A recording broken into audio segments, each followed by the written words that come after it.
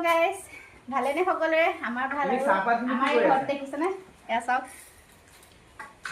এই ঘৰটো এটা ঘৰ, ধুনীয়া ঘৰ আছিলে, ধুনীয়া ৰুম এটা আছিলে। এতিয়া এই ৰুমটোৰ অৱস্থা এয়া, মানে এই ঘৰটোতে ভাঙি দিব আৰু গডৰেজত থকা বস্তুখিনি উলিয়াই আজৰি কৰোঁ। গডৰেজটো ইয়াৰ পৰা বেলেগ এটা ৰুমলৈ আনিম। আৰু আমাৰ গডৰেজত কাপোৰ নাই, কিন্তু কাপোৰৰ ঠাইত মানে কি বস্তু আছে আপোনালোকে দেখাওঁ চাওকচোন।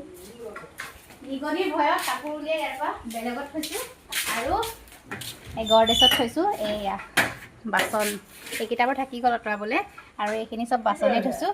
অলপ মানে উলিয়ালোঁ, অলপ ইয়াত আছে, এইখিনি এটা উলিয়াই দিম।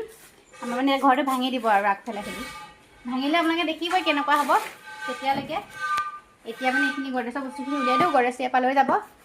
আৰু অলপ নিগনি কিন্তু সাংঘাতিক বস্তু দেই। নিগনি থাকিলে কাপোৰ কানি একদম চব শেষ কৰি দিয়ে। মাৰ মুগাৰ মেখেলাখন কাটি শেষ কৰি দিম। এতিয়া গোটেই কাপোৰখিনি বেলেগ এটা জেগাত থ'বলগীয়া আছে। গডৰেজত থৈছোঁ। এতিয়া বাচন